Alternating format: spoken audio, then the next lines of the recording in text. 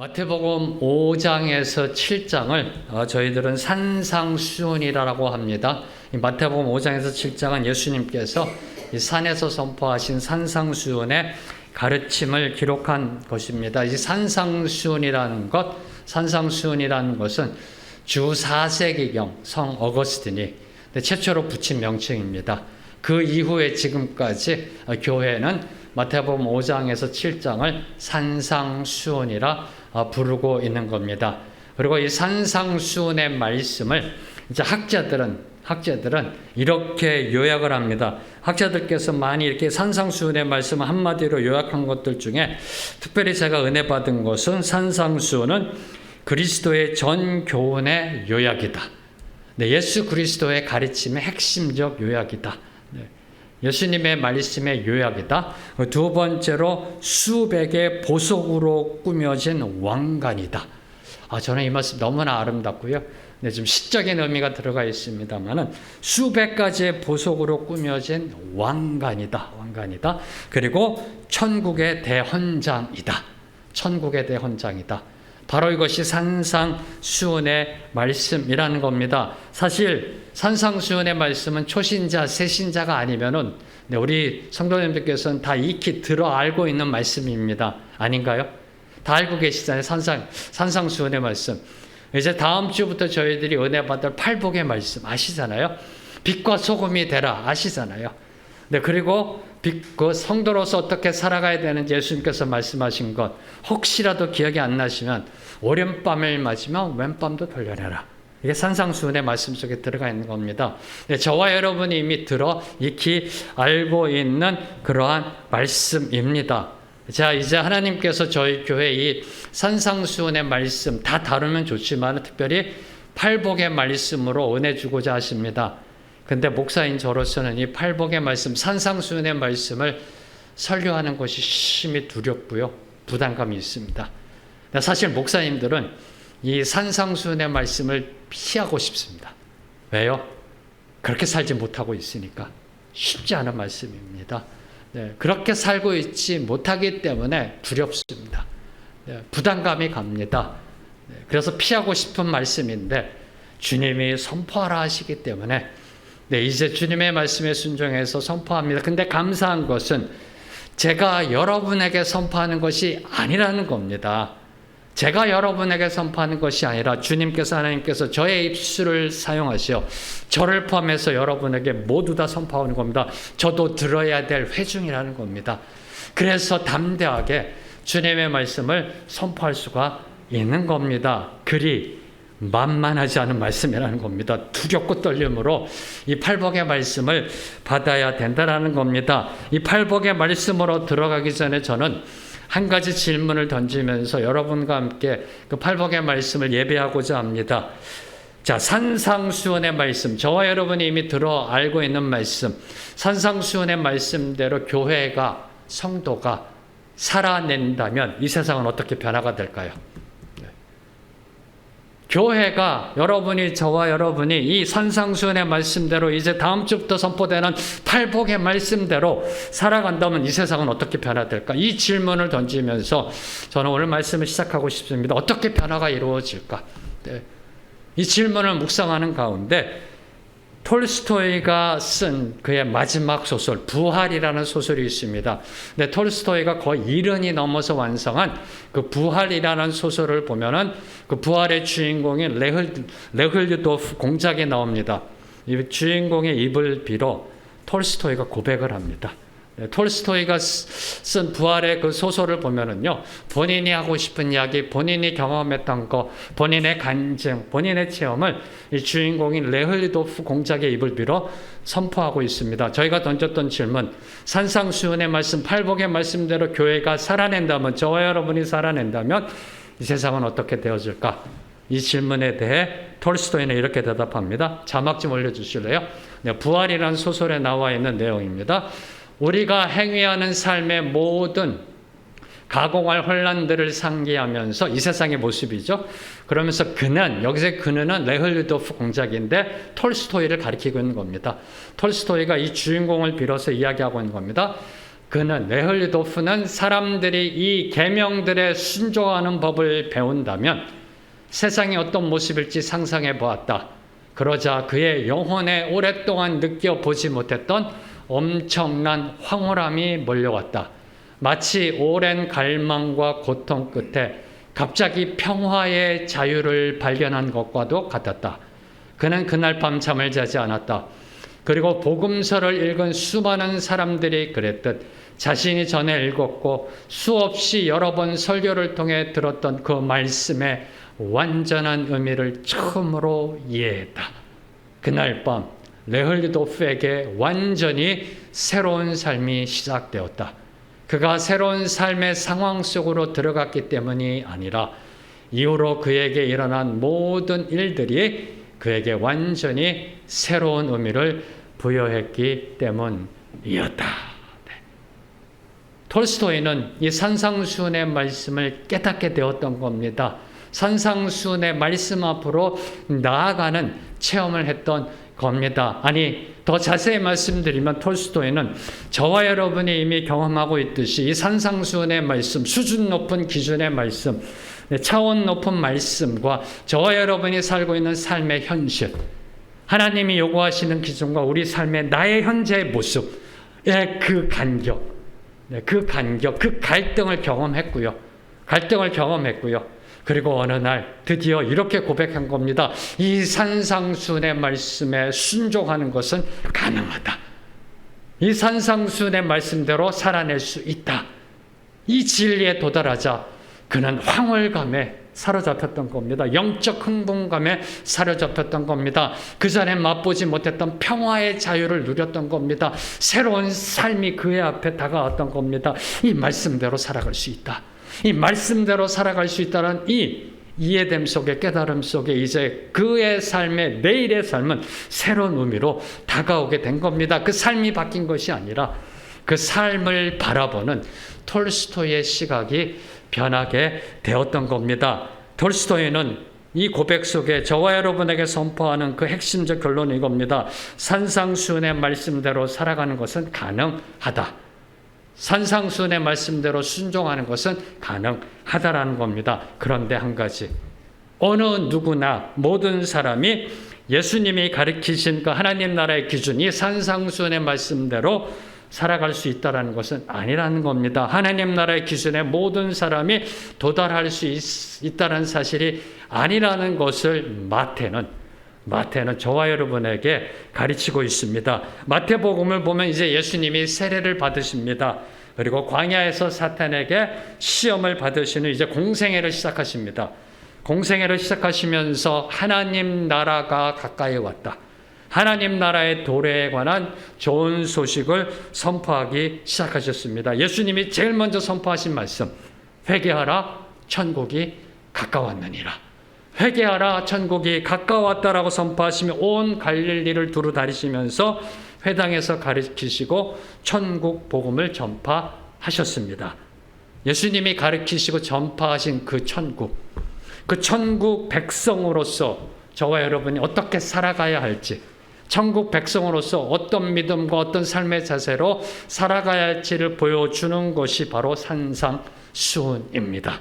그것이 산상수훈의 말씀이라는 겁니다. 그런데요, 사실 저와 여러분이 산상수훈의 말씀을 자세히 살펴보면요, 실제 삶 속에서 실행하기가 어려운 것들도 있습니다. 쉽지 않잖아요. 근데 주님께서 요구하시는 기준은 상당히 높습니다. 이미 마음에 범죄한 것은 범죄라고 말씀하시잖아요. 살인이다, 간음이다라고 말씀하시잖아요. 쉽지 않습니다. 그리고 더 나아가 정말로 실천하기에 불가능하게 보이는 것들도 있는 것이 산상수훈입니다. 원수를 미워하지 말라 그러면 좀 해볼 것 같아요. 원수를 미워하지 말라 그러면 해볼 것 같은데 원수를 사랑하라. 불가능하지 않나요? 불가능해 보이는 것, 바로 이 말씀이 산상수훈입니다. 예수님이 이 땅에 오셔서 회개하라, 천국이 가까워왔느니라, 그 천국 백성된 자로서 살아가는 삶의 모습이 바로 이 산상수훈의 말씀입니다. 그래서 산상수훈은 우리의 자아를 철저하게 내려놓는 자기 부인을 요구하고 있는 겁니다. 철저하게 나를 내려놓는 자기 부인, self denial. 이걸 요구하고 있는 것이고요. 더 나아가 모든 것을 이미 다 내려놓으신 예수 그리스도의 십자가로 저와 여러분을 초대하고 있는 겁니다. 다시 선포합니다. 산상수훈은 저와 여러분에게 나를 내려놓는, 나를 비우는 자기 부인, self denial을 요구하고 있는 거고요. 그리고 더 나아가 모든 것을 다 내려놓으시고 자기를 비우신, 죽음까지도 자기를 비우신 예수 그리스도의 십자가로 우리를 초대하는 겁니다. 그 삶이 축복된 삶이다. 그 삶이 팔복의 삶이라는 겁니다. 그 삶이 팔복의 삶이라는 겁니다. 그래서 팔복은 복을 받기 위한 조건이 아닙니다. 팔복은 복을 받기 위한 조건이 아니라 이미 복을 받은 자들의 내면적인 상태, 즉 복을 받은 자들의 성품을 증거하고 선포하는 것이 팔복이라는 겁니다. If 이렇게 된다면 주님께서 복을 주신다라는 게 아닙니다. 저와 여러분이 심령이 가난해지면 복을 주신다라는 것이 아니라 이미 복을 받은 자들, 천국 백성된 자들의 성품이 무엇인지를 보여주는 것이 팔복이라는 겁니다. 심령이 가난하고 애통하고 온유하고 의에 줄이고 목마르고 긍휼히 여기고 마음이 청결하고 화평케 하며 의를 위하여 핍박받는 자들은 복받은 자들이라는 겁니다. 그리고 천국에 거하는 자들임을 선포하는 것이 팔복입니다. 네. 조금 두려우세요? 이거 축복 아니었어? 네. 주님의 선포하신 이 팔복은 세상이 말하는 복과 다른 겁니다. 물질적 축복과 상반되는 것으로서 하늘나라 시민권을 받은 자가 어떤 사람이 되어야 하는가, 즉 성도가 지녀야 할 성품을 제시하고 있는 겁니다. 저와 여러분이 지녀야 될, 아니 이미 지니고 있는 성품을 이야기하고 있는 겁니다. 이 성품을 지닌 자만이, 이 팔복의 성품을 지닌 자만이 이 세상에 주님의 빛과 소금으로 살아갈 수 있음을 이야기하고 있는 것이 13절과 16절입니다. 마태복음 5장 13절과 16절 산상수훈 중에서 이 팔복의 성품을 가진 자만이 빛과 소금의 역할을 감당할 수 있음을 보여주는 게 13절에서 16절이고요. 그리고 그 빛과 소금으로 살아가는 자는 어떤 삶을 살아야 하는지 보여주는 것이 마태복음 5장 17절부터 7장 마지막까지입니다. 이게 산상수훈입니다. 너무 쉽죠? 산상수훈은 팔복으로부터 시작합니다. 그래서 팔복이 중요한 겁니다. 팔복이 산상수훈을 여는 열쇠입니다. 팔복이 산상수훈의 백미입니다. 팔복으로 시작하는 겁니다. 팔복의 성품을 갖춰야 빛과 소금의 사명을 감당하고요. 빛과 소금으로 살아가는 삶의 모습이 무엇인지 보여주는 게 이제 5장 17절부터 7장 마지막까지 산상수훈의 말씀인 겁니다. 자, 이제 다음 주부터는 저희들이 팔복의 말씀을 볼 겁니다. 근데 그 팔복의 말씀을 받기 전에 오늘 1절과 2절의 말씀을 통해 과연 저와 여러분이 어떻게 예비되어야 되는지, 어떻게 준비되어야 되는지 주님의 음성을 듣고자 합니다. 먼저 1절 말씀 함께 읽겠습니다. 시작. 예수께서 무리를 보시고 산에 올라가 앉으시니 제자들이 나온지라. 이 1절에서는요, 예수님이 어디서 누구를 대상으로 이 산상수훈의 말씀을 선포하셨는지를 밝히고 있습니다. 어디서 누구에게, 상당히 중요합니다. 어디서 누구에게 이 말씀을 선포하고 계시는지를 밝히고 있습니다. 우선 먼저 어디서인가요? 산입니다. 산에 올라가 선포하셨다라고 합니다. 그래서 5장에서 7장을 산상수훈이라고 하는 겁니다. 산에 올라가셔서 말씀하셨기 때문에 산상수훈이라고 말씀하고 계시는 겁니다. 자, 그럼 예수님은 왜 산에 올라가셔서 선포하셨을까요? 아니, 갈릴리 해변에도 있고요. 갈릴리 해변의 그 모래 백사장에서 얼마든지 선포할 수도 있고요. 근데 왜 꼭 산에 올라가셔서 선포하셨던 것일까? 팔복의 말씀의 은혜를 받기 위해서는 여러분이 이 말씀 상당히 주의 깊게 잘 들으시고 이해하셔야 됩니다. 왜 팔복의 말씀을 산에 올라가셔서 선포하셨을까? 왜 산일까? 첫 번째로 앞 문맥을 저희들이 살펴보면요, 마태복음 5장보다 앞 문맥을 살펴보면 이제 예수님이 공생애를 시작하십니다. 제자들을 부르십니다. 그리고 그들과 함께 갈릴리 온 지역을 다니시면서 회당에서 천국 복음을 가르치시고 전파하시고 그리고 그 사람들의 질병과 아픈 곳을 고쳐주셨습니다. 예수님의 3대 사역, teaching, preaching, healing. 하나님의 말씀을 가르치고 설교, 전파하시고 그 다음에 병을 고쳐주시고 teaching, preaching, healing이 있었음을 이야기합니다. 그런데 세상 사람들이 눈에 꽂힌 것, 세상 사람들의 필이 꽂힌 것은 마지막 힐링이었던 겁니다. 앉은 자가 일어나고요, 눈먼 자가 눈을 뜨고 죽은 자가 살아나는 그 예수 그리스도의 사역 앞에 사람들이 와 하면서 몰려들기 시작한 겁니다. 유대 지역뿐만 아니라 이방 지역까지. 여러분이 언제 시간 되시면 마태복음 5장 앞부분을 한번 쭉 읽어봐 주세요. 이렇게 3장, 4장을 한번 읽어봐 주세요. 유대 지역뿐만 아니라 유대 지역을 벗어나 이방 지역에서 이 소문이 퍼져서 많은 사람들이 예수님께로 몰려왔습니다. 그 수많은 무리의 사람들은 예수님을 빵을 주는 메시아, 병을 고치는 메시아로 추앙했던 겁니다. 내 병도 좀 고쳐주세요. 내 아버지의 병도 고쳐주세요. 내 형제자매의 병도 고쳐주세요 하면서 예수님을 따랐던 겁니다. 그리고 더 나아가 당시 로마 제국의 속국으로 전락한 이스라엘의 해방을 위하여, 독립을 위하여 정치적 해방을 이루실, 정치적 독립을 이루실 메시아로 만들려고, 왕으로 만들려고 몰려들었던 겁니다. 이때 예수님은 그 무리를 보시고 1절 말씀, 예수께서 그 무리들을 보시고 산에 올라가신 겁니다.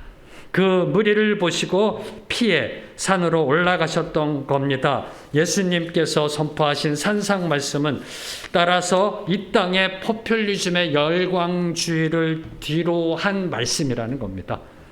어느 신학자가 이렇게 선포합니다. 기독교의 가장 큰 적은 열광주의다.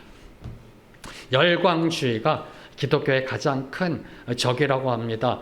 네, 세상 교회 보면은 세상적으로 세속적으로 흘러가는 교회 모습을 보면 늘 이렇습니다. 신유의 은사가 임하기를 원합니다. 교회가 성령의 이적과 기적이 임하기를 원합니다. 그래서 세상 사람들이 그걸 보고 몰려들기를 원합니다. 이게 가장 큰 적이라는 겁니다. 열광주의가 기독교에 있어서는 가장 큰 적입니다. 산상수는 이 땅의 포퓰리즘의 열광주의를 뒤로한 하나님의 말씀이라는 겁니다. 군중 심리에 좌우되는 말씀이 아니라는 겁니다. 세상을 열광시키는 말씀이 아니라는 겁니다. 그래서 산에 올라가셔서 선포하신 겁니다. 세상적 가치, 세계관에 호소하는 말씀이 아니라는 겁니다. 촛불에 호소하는 말씀이 아니라는 겁니다. 태극기에 호소하는 말씀이 아니라는 겁니다. 세상적 가치, 세계관에 호소하는 말씀이 아니라 이 땅에 임한 하나님 나라에 대한 가르침이라는 겁니다. 이것을 보여준 것이 산에 올라가셨다는 겁니다.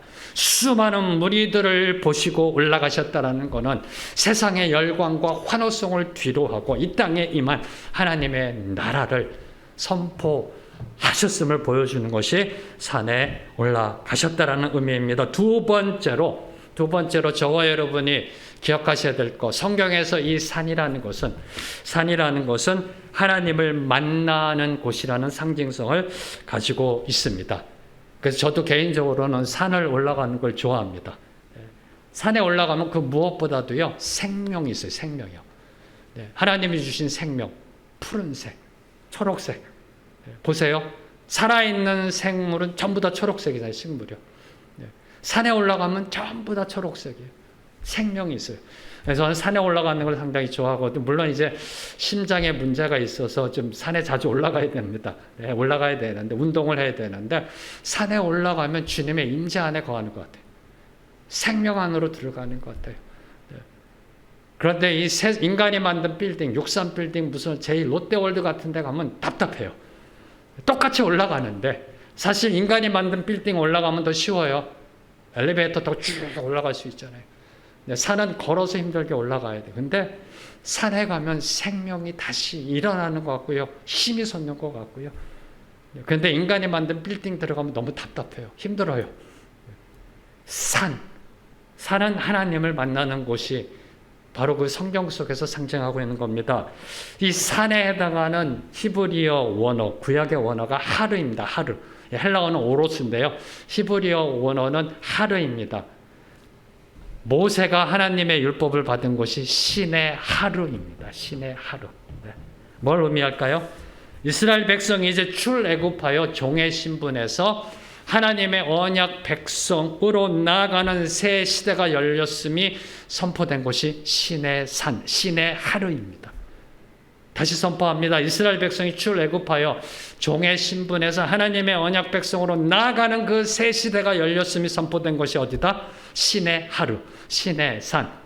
그리고 이제 예수님이 이 땅에 왕으로 오셔서 만왕의 왕, 만주의 주 왕으로 오셔서 다스리시는 새로운 시대가 도래했음을 보여주는 것이 바로 이 산상수훈이라는 겁니다. 산에 올라가 말씀하셨다라는 겁니다. 따라서 이 산이라는 단어는 지형적으로 높은 곳을 가리키는 것이 아닙니다. 지리적인 높은 곳을 가리키는 것이 아니라 성경에서 말하는 이 산이라는 것은 하나님의 말씀이 선포되는 곳이라는 영적 의미가 담겨져 있습니다. 그래서 여러분이 누가복음에 보면요, 똑같은 말씀이 평평한 곳에서 선포되어졌다고 되어 있습니다. 평지에서. 그 평지는 이 땅밭, 여기 산 밑이 아니고요, 산의 구릉에서 평평한 곳. 산에 올라갔는데 구릉의 평평한 곳에서 선포하셨다라고 누가복음은 되어 있습니다. 그래서 이 산이라는 것은 지형적으로 높은 곳이 아니라 하나님의 말씀이 선포되는 곳, 하나님의 임재가 있는 곳, 바로 이러한 상징성이 있는 겁니다. 이 땅이 아닌 산에 올라가야 하나님의 말씀을 들을 수가 있다는 겁니다. 구약이나 신약 모두, 성경은 구약이나 신약 모두 공히 하나님이 인도하시는 새 시대가 도래했음을 선포한 곳이 바로 산입니다. 새 시대가 열렸음을 선포한 곳이 신의 하루, 그리고 오늘 예수님이 오르신 그 산, 산이라는 겁니다. 바로 그 산에 예수님이 올라가 앉으신 겁니다. 바로 그 산에 올라가셔서 팔복을 선포하신 겁니다. 이제 다음 주부터 저와 여러분이 들을 그 말씀이 선포된 겁니다. 그 산에 올라가 앉으시니 누가 나왔다라고 되어 있나 1절에요? 제자들이 나온지라. 어디서 예수님께서 산상수훈을 선포하셨나요? 산에서. 누구를 대상으로 선포하셨나요? 제자들. 네, 제자들을 향해서 이 산상수훈의 말씀이 선포되어졌음을 암시하는 것이 제자들이 나온지라라는 뜻입니다. 특별히 나오다라는 단어의 뜻은 그냥 단순히 came to him이라는 뜻이 아닙니다. 그냥 예수님께 나아갔다는 뜻이 아니라 세상을 뒤로하고 세상을 떠나 주님께로 갔다는 뜻입니다. 제자들이 나온지라 세상을 떠나 주님께로 나아갔다는 뜻입니다. 그게 바로 제자들, 그들을 향해 예수님께서는 산상수훈을 선포하셨던 겁니다. 그럼 이 제자들은 누구일까요? 제자들은 누구일까요? 앞서 선포된 무리는 아닙니다. 예수님이 무리를 보시고 산에 올라가 앉으시니 제자들이 나온지라 무리는 아닙니다. 무리와 구분된 자들입니다. 그럼 12제자일까요? 네, 성경을 보면은 12제자를 포함하여 예수님을 쫓아다니는, 따라다니는 모든 제자를 총칭하고 있는 단어가 이 제자라는 겁니다. 이 제자들은 예수님이 이제 가르치시려고 앉으셨을 때 예수님 앞으로 나온 겁니다. 말씀 들을 준비된 마음으로 나온 겁니다. 영적 귀가 열린 상태로 나온 겁니다. 들을 귀를 가지고 나온 겁니다. 바로 이것이 나온지라라는 뜻입니다. 준비된 마음으로 옥토바스로 기경되어져서 이제 주님 앞으로 나온 상태, 바로 이것이 제자들이 나온지라는 이 단어 속에 들어가 있는 겁니다. 그러면 왜 마태는, 하나님은 왜 마태는 이 성경을 기록하며 무리와 제자를 구분했을까요? 예수께서 무리를 보시고 산에 올라가 앉으시니 제자들이 나온지 왜 무리와 제자를 구분했을까요? 무리와 제자를 구분한 이유가 무엇일까요? 이 부분을 여러분이 올바로 깨달아야 다음 주부터 선포되는 팔복의 말씀에 대해서 올바로 이해할 수가 있습니다. 세 가지의 의의를 저희가 오늘 좀 살펴보고자 합니다. 첫 번째로 당시 예수님께 몰려온 사람, 예수님과 함께 있었던 사람 가운데는 단지 예수님이 병 고치는 기적 또는 예수님의 감동적인 설교에 매료되어서 찾아온 무리들이 있었고요. 그리고 반면에 예수님에게서 인생의 정답을 발견하고 생명의 길을 발견하고 그 길로 나아가기 위해 쫓아온 제자들도 있었음을 보여주는 것이 바로 이 무리와 제자를 구분하고 있는 겁니다. 더 자세하게 문맥적으로 살펴하면요, 이 마태복음 5장에서 7장이 산상수훈입니다. 이 배경이 어디예요? 산 위입니다. 5장 전과 7장 후는 산 밑입니다. 그래서 마태복음 5장이 시작되기 바로 전절 4장 25절입니다. 5장 1절 전은 4장 25절입니다. 4장 25절에 보면 이렇게 되어져 있습니다. 예수님이 산에 올라가시기 전에 수많은 무리가 따랐다라고 기록되어 있습니다. 마태복음 4장 25절에 예수님이 산에 올라가시기 전에 수많은 무리가 따랐다. 그리고 이제 예수님께서 그 무리를 보시고 산에 올라가십니다. 그리고 이제 이 산상수훈이 다 마칩니다. 마태복음 8장 1절을 보면 예수님이 산에서 내려오시자 또 수많은 무리가 따랐다라고 기록하고 있습니다. 뭘 의미할까요? 산 밑에는 수많은 무리들이 있었던 겁니다. 예수님의 표적을 쫓는 수많은 무리들이 있었고, 산 위에는 말씀을 쫓는 제자들이 있었음을 보여주고 있는 것이 이 무리와 말씀을 구분하고 있는 겁니다. 여기에 무리는 세상 일반 사람들을 가리키는 게 아닙니다. 세상의 무리들을 가리키는 것이 아닙니다. 여기에 있는 무리들은 유대인들입니다. 유대인들 누구요? 하나님의 언약 백성 이스라엘 사람들. 산 밑에는 수많은 무리들이 있었습니다. 표적을 쫓는 자들이 있었습니다. 근데 그들이 하나님을 모르는 세상 사람들이 아니라 하나님의 언약 백성 이스라엘 사람들이었다는 겁니다. 근데 그들이 주님의 제자가 아니라는 겁니다. 그들이 주님의 제자가 아니라는 겁니다. 바로 이것이 아이러니한 상황입니다. 단지 그들은 예수님의 표적을 쫓아다니는 하나의 팬에 불과했던 겁니다. 예수님께서 이루시는 그 기적과 이적 앞에 환호성을 지르는 팬, 쫓아다니는 그냥 팬에 불과한 무리들이었다라는 겁니다. 팬과 제자는 모두 다, 그 팬과 제자는 모두 다 예수님의 이적과 기적의 공연 앞에서, 무대 앞에서는 열광합니다. 환호합니다. 놀랍니다. 감동받습니다. 흥분합니다. 제자건 팬이건 누구나 다 예수님의 이적의 무대 앞에서 앉은 자가 일어나고 눕는 자가 눈을 뜨고 죽은 자가 다시 살아나는 그 이적의 힐링의 고침의 사역 앞에서는 환호성을 치릅니다. 그런데 그들의 정체성이 분명하게 드러나는 때는, 그들이 누구인지가 분명하게 드러나는 때는 그 예수님의 기적의 공연이 막을 내릴 때입니다. 그 이적의 무대가 끝마쳤을 때 그들의 정체성이 확연하게 드러납니다. 팬들은 예수님의 이적의 공연이 마치면 그 자리를 떠납니다. 그 자리를 떠납니다. 그들의 관심사는 다음 공연은 언제 한대? 다음 공연은 언제야? 다음 무대는 언제야? 어디서 한대?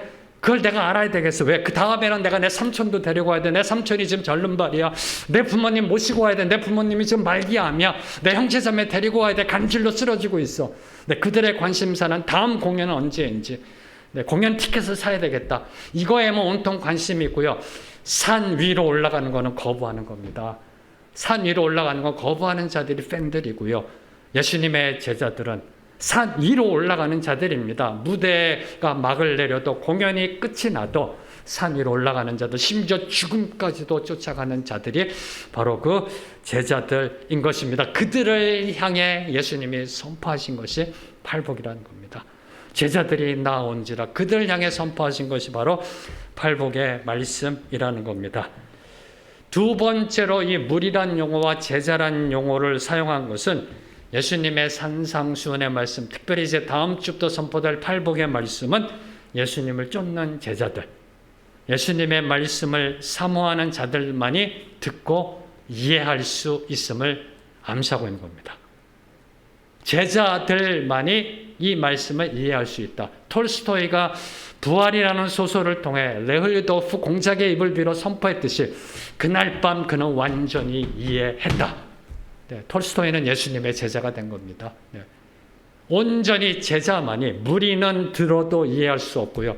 오로지 제자만이 이해할 수 있음을 암시하고 있는 것이 무리와 제자를 구분하고 있는 겁니다. 성경은 분명하게 선포합니다. 천국 복음은 오직 들을 귀 있는 자들만이 들을 수 있다라고 선포하고 있습니다. 이건 팩트입니다. 이거는 사실입니다. 들을 귀 있는 자들만이 들을 수 있다라고 선포하고 있는 겁니다. 제자들에게 이 들을 귀가 있음을 보여주고 있는 겁니다. 무리들에게는 이 들을 귀가 없음을 암시하고 있는 것이 무리와 제자를 구분하고 있는 겁니다. 그런데 한 가지 여러분이 반드시 기억해야 될 것, 마태복음 7장 28절과 29절을 보면 이제 산상수훈의 말씀이 모두 다 마쳤을 때 마태복음 7장 28절과 29절을 보면 제자들뿐만 아니라 무리들도 예수님의 가르침에 놀랐다라고 기록되어 있습니다. 무리들도 예수님의 가르침에 놀랐다. 산 밑에는 수많은 무리들이 있는데 지금 예수님께서 산 위에서 말씀을 선포하시는데 거기에 무리들이 있었다라는 겁니다. 예수님의 산상수는 그 자리에 함께 있었던 무리들도 들을 수 있도록 공개적으로 선포되었다는 사실. 이 사실을 여러분이 기억하셔야 된다는 겁니다. 그 무리들은 누구일까요? 수많은 무리들은, 표적을 쫓는 무리들은 산 밑에 있습니다. 예수님이 내려오시기를 기다리고 있습니다. 다음 공연을 기대하고 있는 겁니다. 밑에서 기다리고 있는데 그 중에서 일부분, 그 무리들 중에서 일부분은 산 위로 올라가 예수님의 말씀을 들었던 겁니다. 예수님 주위를 기웃기웃거리는 무리들이 있었음을 암시하고 있는 겁니다. 아직은 잘 모릅니다. 그래도 뭔가 여기에 있다라고 생각하며 예수님 주위를 배회하고 있는 사람들, 아직은 이해하지 못하지만 지금까지 봤고 예수님의 무대를 통해 봤고 예수님의 말씀을 들어서 생각은 하고 있는 무리들, 그런 무리들이 있음을 보여주는 게 마태복음 7장 28절과 29절. 그들을 향해서도 예수님은 이 말씀을 선포하셨다는 겁니다. 비록 그들이 이해하지는 못하지만 그들을 향해서도 샷다 내리지 않고 그들을 향해서도 말씀이 선포되어졌다는, 이게 상당히 중요합니다. 저와 여러분은 이미 복받은 자들입니다. 팔복을 누리는 사람들입니다. 팔복의 삶을 통해 우리끼리만의 천국을 세워가는 것이 아니라 우리의 팔복의 삶을 통해 세상을 향해 하나님의 천국을 선포해야 할 책임이 있음을 보여주는 것이 바로 이 제자와 무리를 구분한 그 속에 들어있는 교훈입니다. 교회는 1차적으로 예수님을 따르는 제자들의 모임입니다. 당연합니다. 복받은 자들의 모임입니다. 그러나 세상 사람들을 향해 개방된 선교의 장이 되어져야 된다.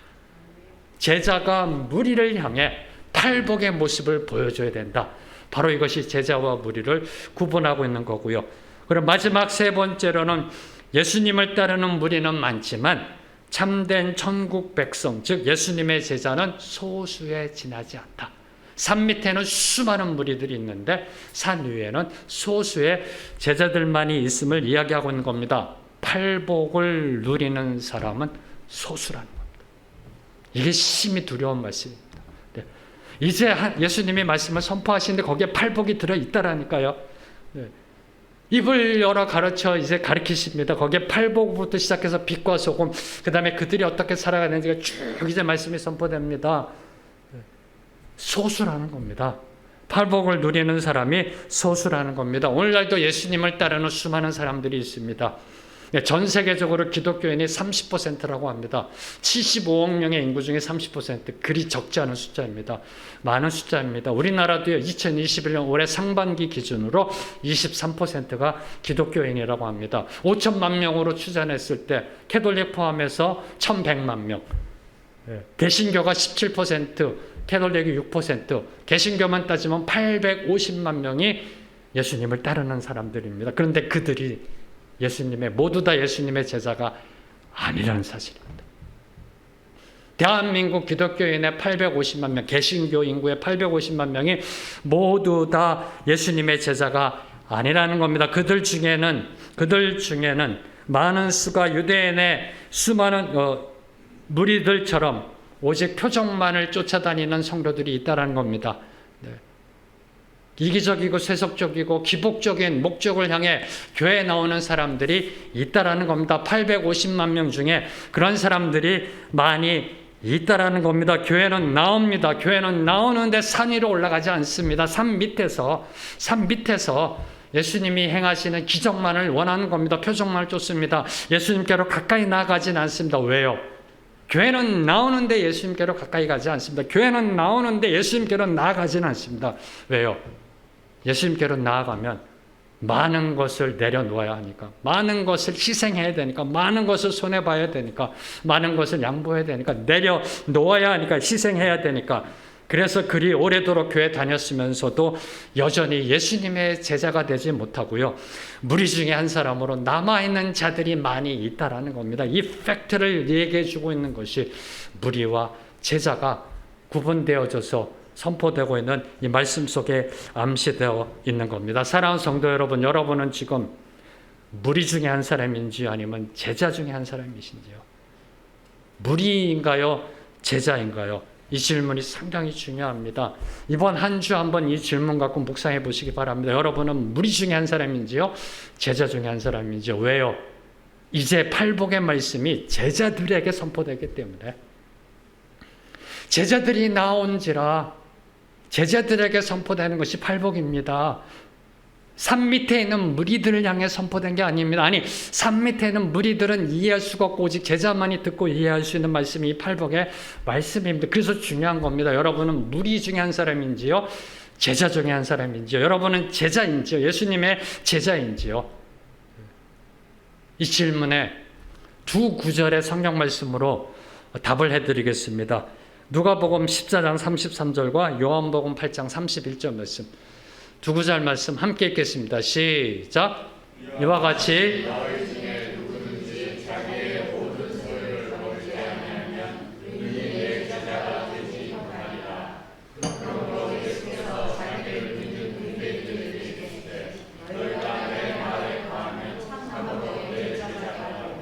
죄송합니다. 힘든 말씀 여러분에게 있게 해드려서 예수님의 참된 제자인가 아닌가를 결정하는, 판단하는 중요한 두 가지 기준, 이외에도 많이 있습니다. 근데 가장 결정적인 기준 두 가지. 자기의 모든 소유를 버리지 아니하면 능히 내 제자가 되지 못하리라. 두려우시죠? 쉽지 않습니다. 두 번째 기준, 너희가 내 말에 거하면 참 내 제자가 되리라. 두 가지 기준, 자기 비움과 말씀 준수입니다. 여러분은 예수님의 제자이신지요? 쉽지 않은 질문입니다. 쉽지 않은 질문입니다. 목사인 저도요, 이 질문 앞에 늘 두렵고 떨립니다. 여러분 예수님의 제자인지요? 이게 중요합니다. 왜? 다음 주부터 제자에게 이 말씀, 팔복의 말씀이 선포되니까. 모든 것을 내려놓은 예수님의 제자이신지요? 근데 한 가지 감사한 것은 자기의 모든 소유를 버리지 아니하면은 문자적으로 해석하시면 안 된다는 겁니다. 여러분이 갖고 있는 모든 물질을 하나님께 모두 다 드리면 여러분 어디 가서 사세요? 거지 생활 하실래요? 노숙자 하실래요? 그게 하나님이 원하시는 걸까요? 동전 돈 하나도 없이 어떻게 사시려고요?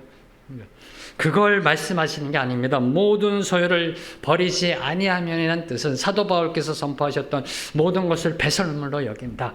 모든 것을 하나님의 영광을 위하여 사용한다는 겁니다. 나에게 주신 모든 축복, 모든 것 다 주님 것이다. 주님께 속한 것이다. 그분을 위해, 그분의 영광을 위해 먹든지 마시든지 내가 그분을 위해 내 인생도 삶도 목숨도 바치리라. 바로 이 삶의 모습이 바로 제자된 삶의 모습을 보여주고 있는 겁니다. 조금 안심되세요? 그러면 내 은행 잔고에 있는 돈 계속 갖고 있어도 되네요. 네, 주님을 위해 마음껏 사용하십시오. 주님을 위해 마음껏 주님의 영광을 위해 사용하십시오. 또 이러면 또 고민하는 분이 계세요. 그러면 나를 위해 사용하면 안 되나? 우리 자녀들을 위해서 다 주님의 영광, 교회 헌금해야 되나? 아니요. 주님이 가장 영광 받으실 때가 언제이시냐면 우리 존 파이퍼 목사님의 말씀에 의하면 저와 여러분 하나님의 자녀들이 가장 기뻐할 때, 주님 안에서 가장 기뻐하며 즐거움에 충만함으로 이 땅에서 만족한 삶을 살아갈 때, 그때 주님은 가장 큰 영광을 받으신다라고 선포하고 있습니다. 이게 성경에서 말하는 주님의 영광입니다. 그래서 주님의 영광을 위해서 사용한다는 것은 주님 안에 거하는 저와 여러분의 기쁨과 즐거움을 위해서, 주님 안에 거하는 저와 여러분의 삶의 기쁨 충만과 즐거움의 충만함을 위해서 사용되어질 때 주님께서 큰 영광 받으신다는 겁니다. 이 부분은 언제 한번 제가요, 시간 될 때 다시 한번 좀 강해식으로요, 하나님의 영광이란 제목으로 한번 좀 하도록 하겠습니다. 영광하면은 내 삶을 희생하고 손해보고 막 이렇게 힘들게 생각하시는데 그게 아니라 하나님은 하나님의 자녀가 가장 기뻐할 때 가장 큰 영광을 받으십니다. 하나님은 황재명 목사가 가장 기뻐할 때 가장 기뻐하신다니까, 하늘에서요. 내 아들이 기뻐할 때, 내 딸이 기뻐할 때 하나님은 큰 영광 받으시고 좋아하신다니까요. 이겁니다. 네. 나중에 언제 시간 되면 좀 더 이 부분은 풀도록 하고요. 근데 중요한 거, 누구든지 자기의 모든 소유를 버리지 아니하면 모든 걸 주님의 영광을 위하여 사용하는 자가 주님의 참된 제자이고요. 하나님의 말씀대로 살아가는 자가 바로 제자입니다. 바로 그런 제자에게 하나님의 말씀이, 팔복의 말씀이 선포됩니다. 이번 한 주 동안 한번 여러분 묵상해 보십시오. 나는 그런 하나님의, 예수님의 제자인가? 자, 이제 2절을 보면은 제자들이 나오자 예수님이 산상수훈을 선포하기 시작하십니다. 2절 말씀 함께 읽겠습니다. 시작. 입을 열어 가르쳐 이르시되. 예수님께서 무리를 보시고 산에 올라가 앉으시니 제자들이 나온지라. 제자들이 나왔습니다. 준비됨으로 나왔습니다. 네, 들을 귀를 갖고 나왔습니다. 그래서 예수님이 이제 가르치십니다. 근데 어떻게 가르치세요? 입을 열어. 네, 아무도 안 웃으시네요. 네, 좀 웃으시라고 그런 건데. 네. 입을 열어. 아니, 가르치려면 당연히 입을 열게 돼 있잖아요.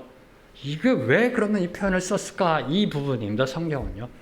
그냥 예수님이 가르치셨다라면 되는데 왜 입을 열어 가르쳐 이르시되, 입을 열었다고 그럴까요? 왜 입을 열었다는 것을 강조하고 있을까요? 상당히 성경적으로 중요합니다. 이게 열렸다, 오픈이라는 이 단어가요, 상당히 중요합니다. 앞서 3장을 보면 예수님이 세례 요한에게 세례를 받으십니다. 네, 세례 받으시고 이렇게 성경은 기록되어 있습니다. 물 위로 올라오실세. 네, 헬라어로 아나바이노. 물 위로 올라오실 때, 올라오셨을 때 하늘이 열렸다라고 기록되어 있습니다. 그리고 하나님의 음성이 선포됩니다. 아노이고, 열리다, 아노이고, 헬라어입니다. 이제 5장에 들어와서 예수님이 산 위로 올라가셨을 때 아나바이노, 똑같은 헬라어입니다. 예수님의 입이 열렸다. 아노이고, 똑같은 헬라어입니다. 아나바이노, 올라가다, 아노이고, 열렸다. 예수님이 세례 받으시고 물 위로 올라오실 때 하늘이 열렸다. 예수님이 산 위로 올라가셨을 때 그분의 입이 열렸다. 무슨 뜻일까요? 인간 예수의 가르침이 아니라, 인간 랍비 예수의 가르침이 아니라 이제 예수님의 입을 통해 선포되는 말씀은 하늘이 열린 하나님의 말씀이 선포된다는 것을 강조하고 있는 것이 이게 입을 열어란 단어의 뜻입니다. 네.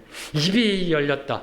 입이 열렸다. 예수님의 입이 열렸다는 것이 이제 하늘의 말씀이 선포된다라는 그런 의미입니다. 그래서 산상수훈의 가르침은 세상적 윤리 강령이 아닙니다. 세상적 윤리 강령이 아닙니다. 도덕적으로 최고의 선을 이루러 나가라는 그런 윤리적 가르침이 아닙니다. 도덕적 규범이 아닙니다. 하나님의 백성을 어떻게 살아갈까에 대한 하늘의 가르침, 천국의 대헌장이라는 겁니다. 천국의 헌법이 이제 선포되는 겁니다. 다음 주부터 그 헌법이 이제 저와 여러분에게 선포되는 겁니다. 천국의 헌법. 그래서 두렵고 떨리는 겁니다.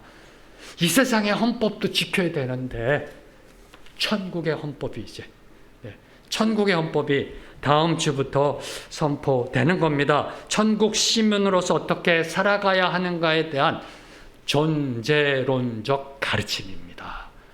행위론적, 도덕적 규범의 가르침이 아니라 존재론적 가르침, 천국 백성으로서 그 정체성, 이 존재론적 가르침이 입을 열어라는 이 의미 속에 들어가 있는 겁니다. 이제 하나님의 말씀이 선포되는 겁니다. 하나님의 말씀이 선포되는 겁니다.